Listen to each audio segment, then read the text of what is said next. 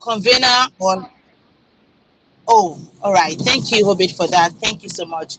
So I'm going to bring our speaker on board, and I'm going to read to you our profile. I mean, our profile is loaded. So I'm going to read out our profile to you this and just sit back. Do you have your journals with you? Do you have your pen? Is your phone charged? I mean, is your laptop fully charged? All right. So Precious Odansi is a professional marketer, over 7 years of experience using creativity, data, and content for brand building and product development. Precious' career has spanned various roles ranging from copywriting, content marketing, product marketing, brand strategy, and product management. I mean, what are you hearing? My people, what are you hearing? Widely known as the Chief Mint Officer and Goddess of Creativity, Precious spends her time outside work, teaching or talking about marketing or topics and strategies, or writing guest columns for the Chili Papers and urban media outfits. Please, my people, make welcome Miss Precious to join the call. Are you here? Like, are you here? Let me see your upload. Let me see you. Let me see your excitement. Yes, my people are on this call. Thank you, Miss Precious. You can have the floor. Hi, good evening, guys. Hi, my name is Precious Odansi. Thank you so much for that intro. Yeah, my name is Precious. I am a product marketing manager and also a product marketer.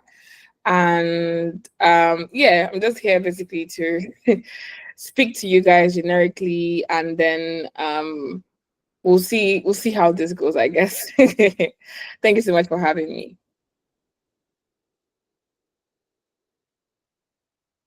Oh, sorry, can anybody hear me? Yes, I can hear you. We can hear you, I guess. We can hear you. All right, all right, all right. Okay, great. So sorry, the format of this, is there like a question and answer thing? I'm just supposed to like speak on the topic and then we have questions after. So I don't know if it's me that is lagging. I can't hear Eniola. Eniola, Can can you you hear me? can you hear me? Yes, I can hear you now. All right. So what did you say, please? Yes, I was asking how we're going to go about this, like the format. So, um, am I just like speak on the topic, or you're just going to go with like questions regarding like women in STEM, and then we take questions. How are we going to go about this? Yes, just take your flow. Take your flow. Oh, And okay. people, if you All right. have your questions, please drop it in the chat section, or I will drop a number where you can send in your questions for the time being. Thank you. All right. All right. So hi guys, good evening. I think I will just we're just going to have this as a quite of more of a discussion, right? So I think that's what we're going majorly going to do. So the topic I have here is accessing opportunities, and a support system for women in STEM. STEM basically meaning anybody in tech really. Um, and I currently work in tech. Although more well, no, I'm technical as well. My career basically started in the non-technical side. And now I have veered a little bit more into almost leaning on the technical part of things. But that's how my career has grown. I started my career as a content writer, actually in school, writing on Upwork, doing freelance gigs and things like that. And then um I basically started writing. I started with email marketing for a particular brand, and then I started doing content marketing full time, and I moved on up to become a product marketer and to finally become a product manager at the same time right now. And this has basically been how my career has grown. So as I like basically start what I'm going to speak on, I'm not going to bore you with like opportunities or whatever. I would like to know what people currently do. That would actually be a great place to start. Can you guys just drop in a comment section what you do, if you work in tech or not? I would like to know, because that would probably predicate how we can have a conversation about like opportunities that you guys can access. So what does anybody do? Are you a student? Do you currently work in tech? Yeah, what do you do? Sorry, is my comment not loading? I don't think I've gotten a response yet. So yeah, I'd like to meet everyone. I think I have Mary, Obed, Peju, Simi, Lola. I'm seeing Faida. You studied marketing. Great, great. All right, cool. Cool. Anybody else? What do you currently do? Like, what's your job, or are you in school? I would like to know. That would set the ground for how we take this conversation, right? So I'm seeing Similola, Mary, Pedro, Obed. You're a customer officer, but learning to work in tech. Perfect, perfect. I'm seeing a Jirogene, Mary, Faidat. Okay. Anybody else? Anybody else? Okay. So I'm seeing people work in marketing. I'm seeing customer officer, which could range between customer support or customer success. And I'll basically just move. I work as a marketing associate. Great, great. So an interesting thing about you're a student driving into data analytics. Perfect. Great stuff, great stuff. All right, cool. So basically the purpose of this conversation is just basically going to highlight how you can harness more opportunities, whether or not you're trying to enter tech, or how you can even switch roles. I know people that say as marketers and are product managers, or they must are doing software engineering. So basically, it's what opportunities are available to you, and how can you get access to opportunities and support. So I think I'm going to do a little bit further background into myself, so you can even understand where I'm coming from. I studied law in university. So if anything, I am not currently I'm not practicing. So I'm not currently, I'm not using what I studied in school to, make a living at the moment. And like I've mentioned earlier, my career has just basically like gone through different points. I was just a content writer, became a content marketer, from content marketing, started doing product marketing, and now I'm a product manager while still doing product marketing. And the quick question I usually get regarding that is, oh, how are you able to do those transitions? Like, how are you able to move from role to role? And I'm going to tell my journey, but the truth about the matter is that how you can get access to a lot of opportunities and stuff is not necessarily even by what you said or what you started with. And I'll give you a good example if I will start that story. And the company I work at a company called Bumper. And the company I currently work at, one of our senior product managers right now, she used to be in customer support. There's somebody else right now that works in the team I belong to. She used to also be in customer support, and right now she's currently a software engineer in the company. Then there's me, who used to do content marketing, and now I am a product manager. So really and truly, when it comes to opportunities for you to either like grow into or start your life with, or start your professional career with, there are a lot of things that people can harness into. And we all have different ways of getting into it. For me, I was just a freelance writer, just doing content. And I basically followed my skill set or my ability already to write. If you know content marketing, basically you're taking written content, distributing it, that kind of thing, using it to like achieve certain goals within an organization. And that's it basically. So I remember that for my one of my first jobs, it was literally the fact that I always used to post then on my Twitter. I would do random like ad copies, right? Turn it into design and post it on Twitter, and it used to go viral. And that was the first place I used to get like contract roles. Like, hey, I really like what you did here. Do you want to come and how much do you charge? That kind of a thing. And a lot of them turned out to be tech bros, literally, and that was it. Then for my content marketing, a friend of mine called me to he used to work for this community. He used to be a community manager for a community called Consonance Club. And he knew I wrote, because I used to post on my WhatsApp status, so just WhatsApp status. Whenever I wrote poetry, whatever, I used to post it. I was like, hey, I have a newsletter, and we are looking for someone to revive the community, and just me like we drive our newsletter and stuff. And I'm like, bro, I do not work in tech. Like, how do you want to be writing to tech people about tech principles and stuff? And I was like, do you write about things you don't know? Yes, I do. I was like, it's going to be the same thing. So I started writing. And that newsletter basically grew the community by leaps and bounds. In fact, the company I currently work for was one of our investors, our pre-seed investors came to that newsletter. So I think my basic point is you can start, there's something to do on a career. It says big things can happen from a small place. So I don't care what it is that you currently do, you can start from somewhere. And I'm going to tell you how I also got introduced to the tech community. To be honest, my introduction was basically just volunteering for events. For example, even the founder of Lead Footprints, right? I know for a fact, she used to volunteer for a lot of events when she was in university. So it's that thing where you volunteer for events, and when you're excellent, people call you to come and also like Mariana event. And that was how I started building my network of people. I started, meeting people that are working in tech. I had no inkling at the time I was going to work in tech ever. But just when you volunteer and work with people, there's people tend to understand your work ethic. And that was literally how I started making friends. Even the friend that eventually recommended me for the email marketing job at Consonance Club, it was through events that I met him, literally. And that was that. So moving from my personal story, how do people get opportunities? One of the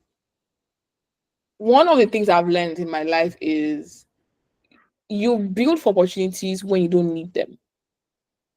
Let me explain. When I was a student in OAU, volunteering for events, I just enjoy going for it. I just like planning things. But I would not know that this would be like the stepping stones for the career I was going to build later. I didn't know I was going to practice law. I had no idea. So the truth is, what makes building or growing in your career or even in STEM or whatever, what makes that like better is when you start building without building. What it does is it takes off the pressure of building. Let me explain.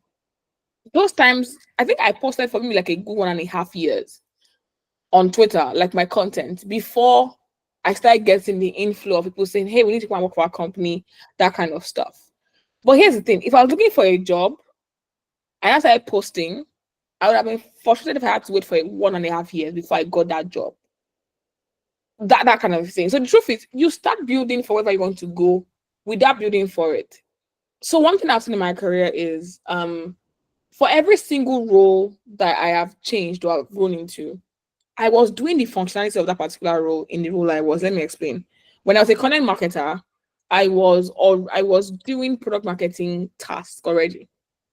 So by the time the question came up that we need to hire a product marketer, it was very easy for me to just don't let me say very easy, but it was just the next thing to think of, like, oh, Precious is going to handle this. It was that. So the truth is, in the event you're volunteering for, in maybe the courses you're taking or something, even if you currently have a job but you're taking courses for a new role you want to enter, the best time to start building for opportunities is when you do not need them. So for example, there's one as a customer success person here. You can, as you are working every day, you can just start taking small, it might not be expensive, Udemy courses or whatever, for a role that you feel like you may need in the future. Or as simple as you can shadow someone in your company that currently does a role that you probably enter at some point in your life. But the truth is that the biggest thing you need ever is start building when you don't need to build. That's just it.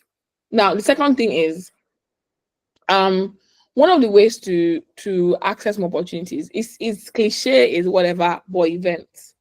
Attending, I'm just saying this because I've seen it work for so many people. Events, going for events, volunteering for events. It's one of the, I don't know, it's just like a rule of life. It's like you say you're looking for a husband. You want to find a husband to come and meet you in your house. That kind of a thing. Right. So volunteering for events is going to expand your circle. So for example, if I want to enter tech, right? One thing I'll easily do is I'll volunteer for DevFest. Like no brainer. I'll volunteer for DevFest. I may volunteer for, if I was a mid-level person, I might volunteer for, say, Oyamiko Groove. I can volunteer for GroveCon. Like, I'll volunteer for things that, even if I cannot pay. So one thing I for example, there's a conversation on Twitter right now where people were complaining about a particular popular tech event that is expensive. One I always look at volunteering was, I want to attend this event, but I don't have money to attend this event. Well, I will come and work and I'll make sure that I'm inside the hall so I can hear what the speakers are saying. But one of the other ways to also set up yourself opportunities is by volunteering for events. For example, the company I currently work for, the CEO, his name is Kelvin Mechuku.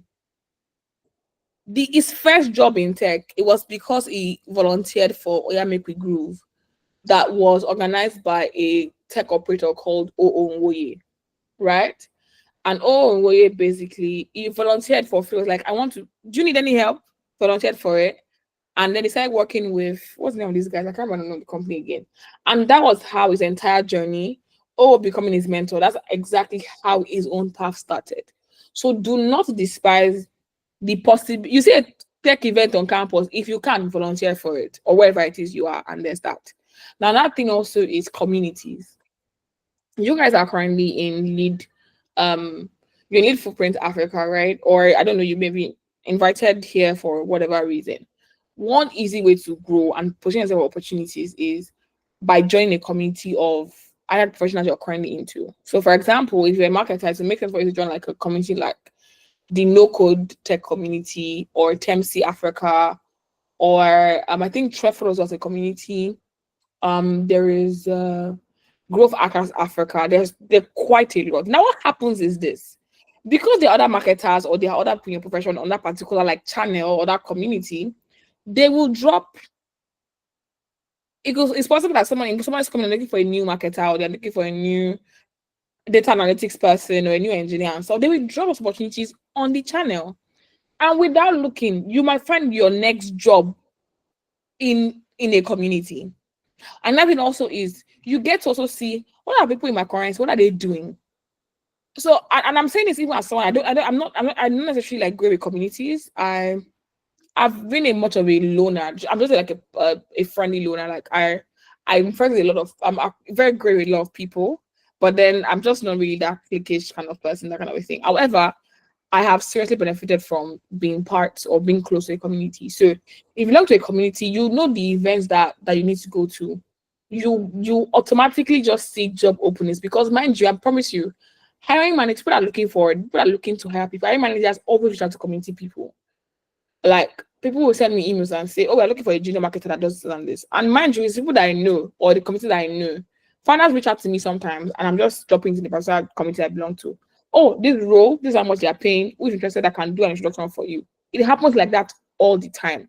We are still very much built on a system or on a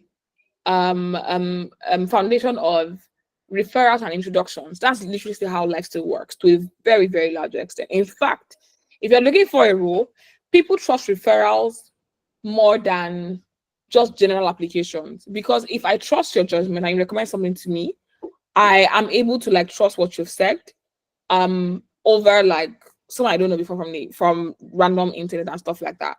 So there's that. If you can join a community and as much as you can, try to be active. You don't have to join so many. If you're active, like I as a person, I'm just only active I'm most active on one community, but the community I'm very active on, just two. And there are so many marketing channels that exist. So community are great ways to position yourself, like literally just like if our guys, if you see anything, any job, I'm looking for so and so and so, I'm looking to earn between so and so and so and so. You open yourself up for opportunities by just letting people know that this is me, this is what I can do, this is who I am. Literally, that's how life also works. Let me see. What other way do I know that people also find opportunities? Oh, it's also just being great at your job. Let me put it like this. They say opportunity when it means preparedness, it means success, right? Opportunity will also find you when you're great, but also share your work. Let me put that together on a point and say share your work publicly. As someone whose career actually grew because I kept sharing my stuff, you want to they'll call it building in public. You want to share what you do, let people know. Mind you, my consonant club gig came because I was sharing just poetry, not even like the long articles. Mostly even poetry was exposed then on my WhatsApp status. A lot of the jobs I got, I was posting on Twitter. find a platform and consistently share the things you do. Building in public works. Let me just give you my latest testimony regarding that. Um, I created a workflow about 2 weeks ago. A workflow basically is like a drip campaign. I'm sorry if you're not a marketer, you may not understand what I'm talking about. I apologize. I created a workflow and I was just ranting that this thing should stress me all the time. I posted on my Instagram and I got a flood of questions. People were asking me, oh, what told you to build this workflow? Oh my god, what is this? I like this. A founder reached out to me. Do you mind teaching the marketer on my team how to build workflows? Right? And I was like, okay, no, I'm going to organize a class on this thing. And I put it out that I need someone that uses two tools, either Clevertap or Braze. I put it in my Twitter. And literally, the founder of that particular product reached out to me. And then we started speaking via email. And they decided to come on board for my class. The class is even happening like in November-ish. But literally, that was it. This is a huge company that does a shit ton of revenue, pardon my French. And literally, the only reason that entire conversation started, I'm speaking with the founder of Clevertap and their VP of product marketing and stuff like that, was simply because I first started to share what I'd done with the workflow. They decided to share that I was looking for something. I decided to share that I had a program. I've been trying to find a marketer that is doing this thing and I could not find it. And that has opened. Mind you, I've been doing workflows for like almost 3 years now. Almost 3 years. I've never still had the conversation with anybody. But I just at the nick of sharing the knowledge I had in some sort of sense, different doors started opening, that kind of thing. So the truth also is the world can only know that you're good and can want to recommend you when you say that this is who I am. It's see, the honest truth about life in general is the principles remain the same. But because life is so busy, we forget these principles. So let me mention it again in case everybody has forgotten. 1, join the community. Number 2, build in public. In fact, if you are taking a course, share your learnings. You'll be surprised how many people are going through the same problem that you are going through, right? Volunteer for stuff. You can literally, some people just get their job because they volunteer to write for a particular company, and that's how they got their first job. Like they're like, oh, when you do good work, do you want your role to be permanent? That's how it is. I'm just saying the things that you can use to position. There's also like learning. Learning in the sense that yes, you can take courses, you can apply for boot camps, apply for like opportunities. For example, I know Kiki Mordi was doing something where she was sponsoring people's what's the name of this old school stuff like that, right? There's something they say in tech where even if you're not qualified, apply, right? If you're not qualified, apply for it. The worst that was going to happen is you gain experience in knowing how to apply for things better, even if you don't get the job. Apply, that kind of a thing. So learning in the sense that you can never get too comfortable in a place that you are. You have to keep learning. That's what the industry demands of you. That's what STEM in particular demands of you. Because people are looking for money in this industry. People are looking for jobs. So it's that thing where there's two kinds of learning. There is learning like extra, so like taking a course, reading articles, there's stuff. There's also learning on the job. What learning on the job means is when you get a new challenge, there's something I use in my life where I say, is something really hard or is it new? When I first became product manager? No, product marketer actually. I know that I struggled a little bit. That was also because of the structure of the company at the time and a couple of things. But I struggled. But staying with that problem for a while made me overcome it. And then for any other place I go to, I know how to overcome transitioning within a company. But what I'm basically saying is learning is of two different phases. One, learning externally, then there's learning on the job. I know that there's some things I did for the very first time in certain roles. I was like, there's something I cannot learn. So having a can learn attitude will take you places. It will seriously take you places. Learning the job also is open yourself to opportunities. If a project comes to your company still and you're like, oh, we need someone that will take you, that will try out this thing. You can volunteer for work even within the organization that you currently work at. So I think that's mostly it. There are always a lot of programs going on. Google is always doing Google Cloud Clinical, Google Cloud Scholarship. ALX is doing something. This one is doing one thing. Apply for stuff, whether or not. See, they always say that men have audacity, and it's not just about romantic relationships. Men are very, very, very much audacious when it comes to everything in life. There are studies that have shown that a man would oversell a quality that does not even have or a skill, while a woman that is way overqualified tends to downplay what she has. And it's something that even as you grow older or even enter new spheres in your career, you consistently need to be reminding yourself of the fact that you've come a long way in these certain opportunities. So another thing also that would also like open your opportunities also is just looking beyond what you currently are and seeing the bigger picture. I can, for example, I would say to myself, yes, I can become the VP of product in a big company. What's there? What's there? I have done the work, I've been in trenches, and that's basically it. So because I think I'm saying that a lot of people here are women. So unless I'm wrong, I'm so sorry for that. But particularly for the women in the room, it is the case where, please, you may be shy, whatever. Two hurdles you have to overcome. Number one, put your work out there. Now, when I'm saying put your work out there, I am not also referring to the fact that you should say you are not who you are, because at the end of the day, your bubble will burst. There are a lot of charlatans in the industry where people start doing personal branding without learning the work. You have to learn the work. And that's why I'm literally talking about learning. You have to know you have to know your shit. It's extremely important, right? But I believe that the combo to open opportunities for yourself in this industry is almost the same as every other industry. One, be open to learning. Two, position yourself in a way where opportunities can find you. How? Volunteer for events, join a community, share with your friends. Oh, so one thing about communities is that I think it also leverages off of this thing called peer-to-peer mentorship. This is personal opinion, but I don't know if I should call it a mistake. One thing I see junior talent usually do is going to any take them and Ari, oh, come and mentor me. I don't have a mentor at the moment. I don't have a mentor. You have to unlearn the need you put on yourself for a mentor by fire by force. So let me tell you what I do with my life. I believe in something called open source mentorship. I don't just go like you will not see me trying to go to Ibukanshik and be like, my mom mentor me. She's too busy. I don't mentor anybody as well because me myself, I'm figuring my career. I don't have time for. I'm sorry. I can't give anyone the attention a mentor is supposed to give, the level of detail and attention. I can't do that as a person. So basically, you want to also invest in open source mentoring in the sense that if there's someone whose career you see that you want to achieve, and it's fine if you don't also ask. When I started my career too, I did not have anybody that I wanted to be like, to be honest. But I think as I've grown older, I have seen people with exemplary like character trajectories, right? That I'm like, okay, yeah, okay, this person makes sense.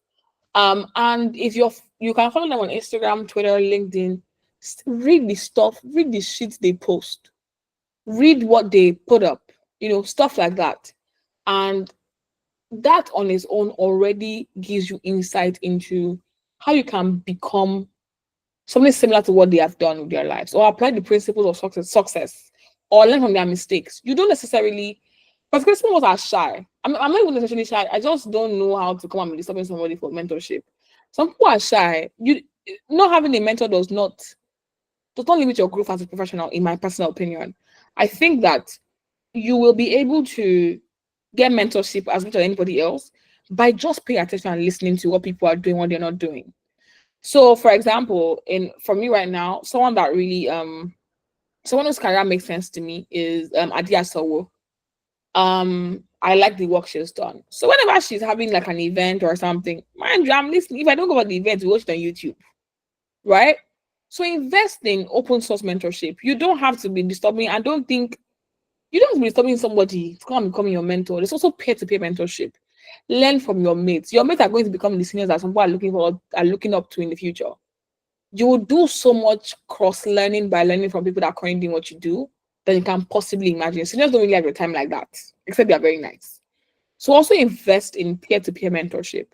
Your friend that does what you want to do or does what you currently do in that company, talk to them. Alpha, this Facebook ads, they've banned our account. How do we do this? Person has gone through, they can tell you what you need to do. So I think the biggest impediment to women's careers, honestly, is just that shyness and lack of sometimes you're even confident, but you just don't feel, oh, you don't feel that confident in sharing what you've done. Is just removing all the shackles of being less audacious. Men are extremely the audacity is on steroids. One thing I say to myself is, if I had the confidence of a short Nigerian man, I'd have gone very far in my life. So if you're doubting yourself, just say, what would a short Nigerian man do? Right? What would a Nigerian man do or say in this instance? So in with my experience, with the way I've seen people grow, oh, look out for opportunities, bro. If there's I think I mean, I know I'm repeating this at this point, but within your company, within your space, an opportunity opens up, please grab it. Grab it. Someone is organizing an event and you said their content game is not on point. Volunteer to do their content for them. And then tell them that, oh, what I need from you, if you cannot pay me for this service, is please, if you see an opportunity, plug me into it or something. Like, people recommend you just based on that. Open your eyes. Open your eyes to opportunities because they are bound. So yeah, this is 6:40. I think they're like 6:10. So to be honest, the principles of making yourself ready for opportunities, they stay the same, but sometimes you have to just have a different look at it from a different, view lens, right? Look at it from a different perspective and apply it to your current like life situation, and then you can be sure that your career will be better for it. So yeah, I don't know, I hope I was helpful to somebody or one person or two persons here. Yeah, that's it. Eniola, over to you. Wow. Wow. I mean, were you guys listening? Like, I'm literally handling my pen. I was writing back to back here. Did you hear? Did you hear when she said you should start building before you even have the opportunity? I mean, start building. Okay, someone said you should repeat the last statement. Please, Precious, I'm, please I'm not help even us sure the last repeat the last statement was. statement that I'm not sure the last statement was. I think I was literally just telling you to take over. Like I was done. It was 6:40. So yeah, maybe she asked a question, but I can't recall like the last time it's supposed to be. But yeah, that's it. I mean, I was just like, wow, wow. Like, this is just a blueprint. This is a blueprint and a roadmap for anybody that wants to get into STEM. This, you have all of these to access opportunities, access support system for you to get into STEM. And I'm very sure that we don't only have women on this call, we also have men on this call, and you can make use of this blueprint. When she said you should volunteer your way up there, so many people are after the paying jobs, and that's where I think I'm going to ask the questions. And please, if you have your question, kindly drop your questions. I've dropped a number in the chat box. Please drop your questions. I mean, she's available to answer your questions, even more than available. All right. So thank you so much, Miss Precious. I mean, there are a lot of gems here for me. And I really appreciate it. Thank you so much. You said somewhere that a woman that is overqualified, they tend to downplay what they have, and that is true. I mean, you see some certain women, you'll be asking them, "What can you do?" and they'll be saying, "I can just do this." That statement just no. Mhm. Bring yourself on board. Sell yourself out there. Let people know what you're doing. And you said something that you should learn from your friends. Learn from your friends that are growing. I mean, you can only have access to them now. You don't know what is going to happen tomorrow that you might not have access to them. So Mhm. learn from them, glean from them when you have the access. And you also said focus on the big picture. Focus on, look beyond where you are currently. Look beyond what you are doing at this moment, the small things that you are doing. Do great things from the small places that you are. I mean, I'm feel like, please, in the chat box, let me know. What are your light bulb moments? What are the things that stood out for you? Please drop. I want to see your comments. I cannot be the only one that has been. I mean, that has been really, really changed my mindset. I mean, let me see what you're going to take home this evening. Please drop in the chat box. Let me see your light bulb moment. What struck those chord for you and be like, wow, this is what I'm going to run with. I'm going to build actionable steps with this. Let me see in the chat box before I throw out my question. Wow, someone said it's really hard, but it's too out for It's something her. really hard, but it's new. Yeah, yeah. Yeah, someone said position yourself where opportunity can find you. I mean, that's so true. That you just have to stay. It's a matter of positioning. Just stay there. It's put yourself, your work out there. Yes, yes. Please, let's keep it coming. Let's keep it coming. Let's keep it coming. I'm very sure. Don't be shy. It starts from here. It starts from here. It starts from here. Position yourself. It starts from this call. I mean, start it here. Practice within and without. All right. Someone said, I love when she said we should remember to share our work. I mean, the statement really hits me because I've been holding my potential. Sister, urge no more.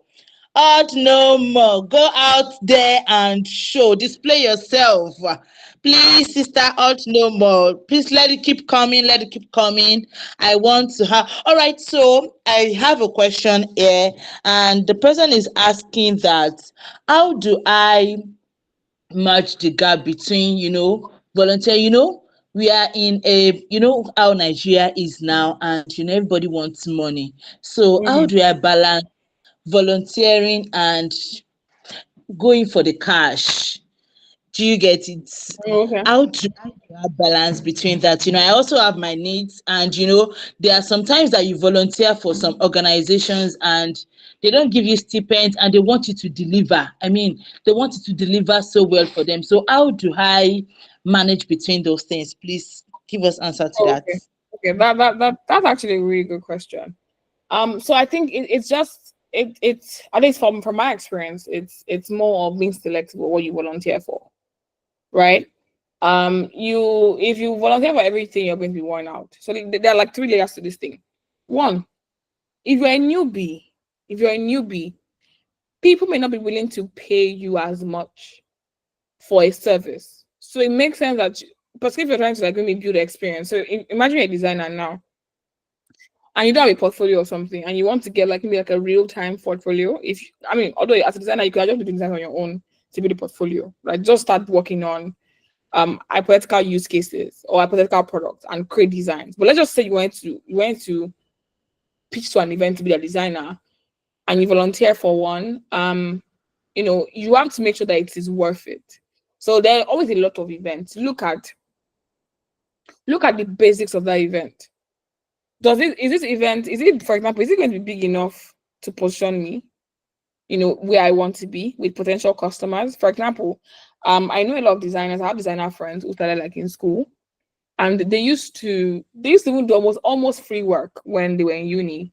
They used to do it for some like faculty programs. For some from some like all these minor associations in the faculty, and then when the big programs came, obviously people went to them because they saw, this design for this particular program was nice. They used to do like designs for our class after exams, literally. And that's how people picked it up. So first of all is understanding your goal. What's my goal of this event, of this volunteering opportunity? Mind you, you can volunteer for a lot of reasons. One, you can volunteer for maybe because you want to go for an event where you don't have money to attend the event. So that one, you're just going to go and learn from people that you're listening to. You're not necessarily optimizing for how you can balance cash with that kind of volunteering opportunity. You're volunteering for work experience so that you can now make cash. Is that thing where you're looking at, will this event give me the opportunities I actually need? Would I other people that will see my work? Would they post it?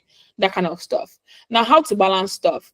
If you're trying to eat, volunteering is not going to replace you being good at your job so you can get work. You trying to eat means that you're marketing yourself. So you're applying for roles, you're posting your design. I'm just if you're a designer, you're posting your work on Instagram, Twitter, wherever it is. You can see your design, you're applying for work.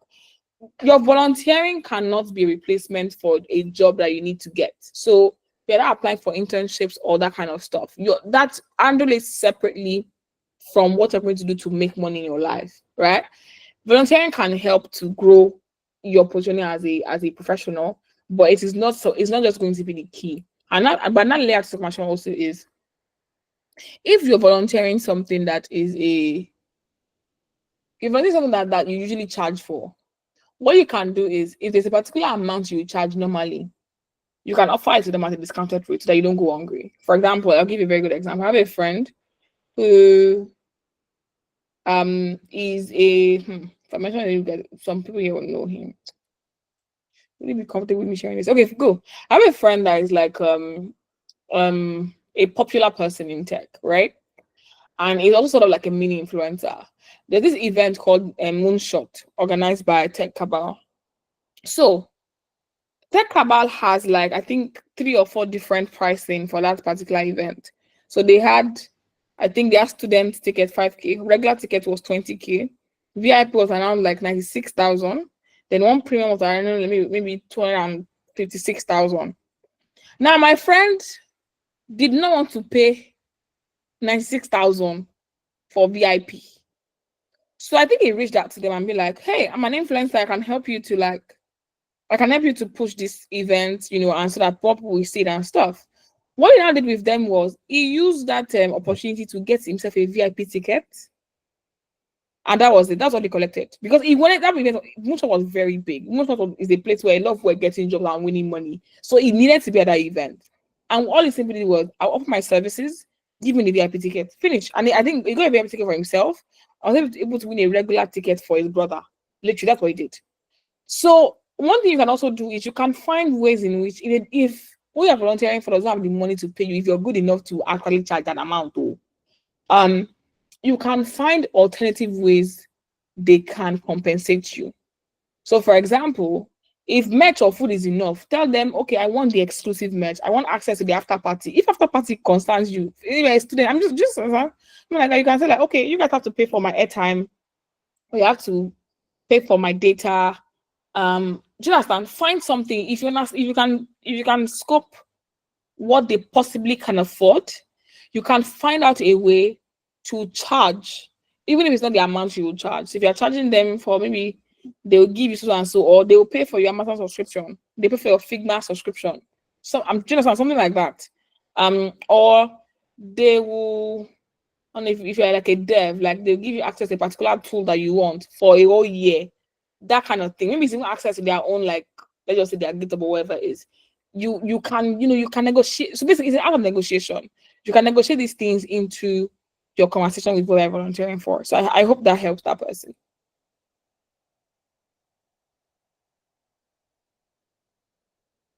So did you hear me?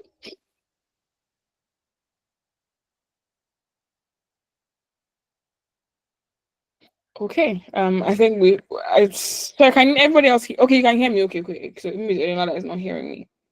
So maybe whenever Eniola is able. Thank you so much. I was here, my phone was just displaying. So thank you so much for, I think I'm very sure you answered that question. And there's this question, we have 2 questions now to answer. So there's Okay. this another question here that how do you balance that place of you want to upskill in your tech career, but you Mhm. have a current job that you don't really like, but you just have to take it to pay your bills. Do you get it? Mhm. So but Mhm. now you want to upskill your tech career. So how do you balance that, coming back from work and you still have to Oh, upskill, you still have to show up to your commitment? So how do I do that? that's a really good question. That's a really good question. And let me tell you something. The honest truth is, you will never upskill if you're not hungry for it enough. You cannot, because I've been there. I've literally been there. I've been there where my work is still kind of crazy.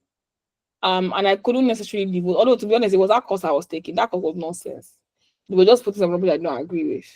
Um, so the honest truth is, if you really want it bad, you will do it. I cannot. There's no two way around it. It's just 2 things you need to remember. If you don't upskill, you will stay in this job that you don't like for a very long time, and you'll be earning shitty pay for a very long time, right? So you have to remember that. The number two is, are you sure that you're not that just comfortable, or you really want to like upskill and stuff like that? So is that case where if you really like you are desperate to leave that nonsense shitty job, you will upskill. So I think what I can just say is you can find a thing that works for you. If maybe you're not that kind of person, you're not that kind of you can't maybe during the weekdays you're too tired to do whatever. Put your learning to the weekends. Schedule it like okay, 3 hours or 2 hours every weekend. I will take a particular subject on this particular course. Like you literally spread it out, or 1 hour every 2 to 3 days, something like that. Literally, that could literally be what you're going to do. Um, but to be honest, there's no bigger motivation than the fact that you want to get out of somewhere as soon as you possibly can. When you want to do, you will do it. But I feel like what can help if you have a very demanding job is find a flexible learning program. If you're trying to upskill, find a flexible learning program. For example, if you do like you go physically to work, joining a school that is physical too, that you have to now maybe take another bus to be arcade to go and learn that one at one tech school that you have to go there physically. It won't work for you. So if you want to maybe if you buy a course that you just do a one-time payment and you can now finish it at your own pace, you now also like meter yourself like, okay, cool, I bought this course now. Or if it's a subscription course, bro, I want to finish this course within my 1 month subscription. These are many hours I need to do every day or every 3 days or something. That's my best. But the truth is, you need to realize that if you do not upskill or maybe get a different job, you will stay in that same place you don't like. So you have to either choose the pain of discipline or the pain of earning less and being overworked and stuff like that. So it honestly is going to fall on you at the end of the day. So I hope that helps. Yeah, thank you so much. So, like, if I hear you so well, that if you are hungry for it, you go for it. I Mhm. mean, if you are so hungry for it, you go for it. Thank you so much. So, the last question that we have is someone is asking how she can go into this product management. She says she has tried different form of courses and she's yet to get it. I mean, she says she wants to start a career as a product manager and she has taken series of courses, unpaid internship opportunities, but she's yet to land a role in product management. I Hmm. mean, product management company. So, how do you think she can do that? Thank Mm. you. Okay. So the truth is, you rarely see junior management roles. You mostly see like senior pro management roles outside. So that means that for the average product manager kind of thing, there are maybe three ways you can approach it. Number one, you look for opportunity yourself. So, for example, if you follow like a tech cabal, you will see new companies every single day. Their new companies are just newly formed. There is a founder that the entire company size is just on WhatsApp group. Um, so you have to actually pitch yourself. Hi, I'm a junior product manager. I would like to work with your company. I don't think you have one, or you would not mind. In fact, you can even put, I'm willing to take this small salary, something like that. You would have to pitch yourself because I'm saying as well as saying a lot of opportunities. I don't actually see a lot for junior product managers. What usually happens for many product managers is the junior starts within the company. So the first thing is that one, you have to push yourself. Look for a small company or look for a big company and say you want to be an intern. Um, because if you cannot find the role you're looking for, then you have to gain more experience to be able to get like at least a mid-level, role that you can actually really apply for because you now have a lot of experience under your belt. So there's that. That's one. Number two, if I don't know if this person currently works somewhere, but again, what I've seen as the biggest problem for PMs is that you start within a company. I mentioned my company. I'm still a product marketer, but before I became a PM, I was a PMM. Like it makes sense because I already understand my product. I already market the product. So it makes sense for me to also use what I know from feedback from customers and everything to build the product, right? So there's that. I'm telling you how a customer support person also became a product manager. You can also, if you are currently employed, you can also look at opportunities within the organization you currently belong to. Talk to the product lead. I'd like to be a product manager. Can I shadow you in the company you currently belong to if you already currently work somewhere? Even if you're a customer support person, let management know that this is, for example, the person that became a software engineer recently in my company. It took her a year plus. She was still doing support, but she was managing support plus little thing had to build small landing pages for a whole year before she was not officially like now she has less support totally. She's just a software engineer now. So that thing where you want management to know that this is my role, oh, but I don't want to die here. I want you to grow to become this role? Do you mind giving literally? Do you mind giving me this small task? Let me just do it with you. Do you mind me sitting down on calls with you if you currently work in a company? This can also work. This can also work for the way I even pitch into like, hey, I'm a junior PM. I would like to try my hands on stuff. Do you mind if I work with your company? In fact, I don't shake call. For a small fee, I can do that kind of thing. You would have to look for the opportunities yourself. And that thing also is apply for the big roles as well. The one that say you need to require 2 years experience, apply for it regardless. What we need to do is maybe you're not positioning your CV in the correct way, or maybe you are not necessarily as trained on how to even though you're a junior person, the position as though you can take on, at least there can be a bit of confidence in you to take on real projects. That was another thing. The reason why you may not be getting as well could also be how you're positioning or how you're applying. It could be with your CV. And what you may want to do around that is find a senior product manager and do like an interview test run with them. Let them look at your CV. Does it make sense? Then let them sort of coach you through. Hi, if I want to get a role, would you hire me? If you know, what would you like to see? Right? And if you get what you're supposed to, what they tell you that this is what I would want to see if I want to hire a product manager, you go and get those skills, right? That kind of thing. Or you tell them to coach you through how you get an interview, and then you edit that on your CV, or now you respond to questions on an interview call. You answer those questions the way someone that they'll give the job to would answer it. So there's that. I think I said there was 3 ways. I know I've mentioned that growing within a company. I've mentioned search for the jobs yourself. Maybe there are two. Maybe there are just two. I can't remember the third one right now. But hold on, please. So if you are a junior product manager, you've not been able to get jobs yet. You've been doing unpaid internships. Oh, okay, yes. The third thing I remember is there are some schools that will teach you product management, and they'll try to place you somewhere as well, right? I think I know that Treford sort of tries to do that. Treford and what's the people's name? Old School. But I think it was one of Talent Q. They had this program where you will learn and then they'll try to find placement for you. So you may also want to try to look for placement, learning plus placement opportunities where when you're even done with training, they will try to like actually give you roles with the particular company and stuff like that. So you may want to look into either Talent QL, Old School, or Treford Africa. Actually, I think I would actually recommend Treford. But I don't know if it's Treford you actually took before. So that one is also something to consider. But I think these 3 roles, go to like a learning incubator kind of system where they will give you learning, they will also like give you internship or try to give you a role. Number 2, if you currently work in a company, let management know that this is what I want to do and shadow someone in that company so that you can get that role. And number 3 is find the opportunity yourself. Look for small companies or mid-level companies and say, I want to be an intern, or for a very reduced fee, I would like to be like your product manager. So you can put it in your CV, like even if you're okay, put it in your CV, like, or your LinkedIn. I was product manager for this company. Nobody's going to say that you only did for 6 months or 3 months. Nobody really cares. You just have something to show that I have initiative. I can do this. I can grow products. I can build this one. My PRDs are great. Blah, blah, blah, blah, and you're good to go. So I think that may help you. Let me write it for you. Treford. So yeah.